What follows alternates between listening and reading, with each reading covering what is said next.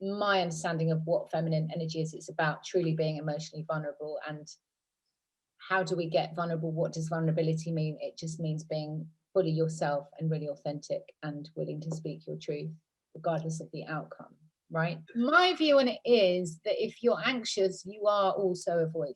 I think it's the same thing, ultimately. And what I mean by that is that it shows up in a different way. But if you have anxious attachment anxiety, which often, I mean, if we're talking about love addiction, which is another kind of version of that, where we're very needy or clingy, or, you know, we feel very threatened.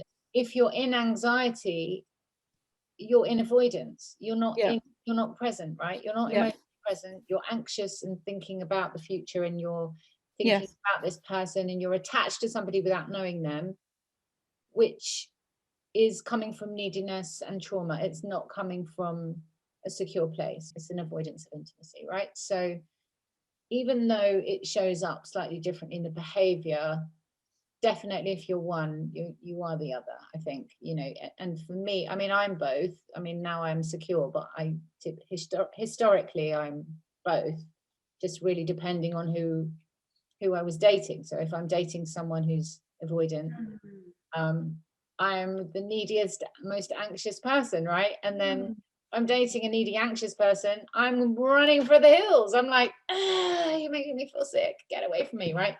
So definitely. And I think probably most people can relate to that. If you know, I think all it is we tend to have a dominant style. And, you know, interestingly, through my life, I think my early life, I was very anxious. Then I had a long period of being very avoidant. And often you'll go from one to the other. So it's like you'll have an anxious, you know, you'll be anxious, the other person's avoidant. And then you sort of get really, really tired of that. And then you think, oh, I need someone who's really available. So then you date an anxious, needy person, and then you go into avoidance. And, you know, so it can flip flop like that as well. So, and obviously the overall kind of aim is to try and get into being secure, which again is absolutely possible, so that you can operate as a secure person.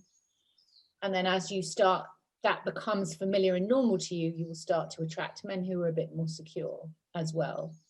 So it is that thing of really taking ownership, but really being who we want to attract, right? You know, if you tend to be more on the avoidance side, having some rules for yourself about giving people a chance and not eliminating men because you don't like their socks, and, you know, things like that, where it's like, you know, no, it's a no, it's a no, it's a no, which we can really get into that pattern, that avoidant pattern, right, of just judging, criticizing, eliminating, dismissing people.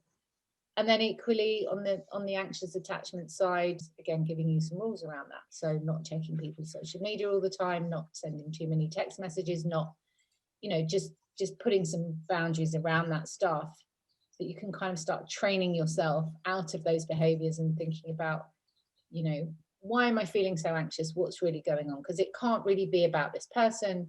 I've never even met them actually, or I've met them once and they're okay. So it's kind of really not them. There's something getting triggered here, right? And so then again, we can start taking ownership and, you know, go and see, you know, do whatever you need to do, make a phone call. If you're in this program, obviously there's lots of support available if you start to feel anxious. And if I'm really triggered into chasing someone, or if I'm really triggered into running away, what are the steps that I can take, you know, whether that's making a phone call or meditating or listening to a guided meditation, or, you know, whatever it is, just thinking about how can I take some different actions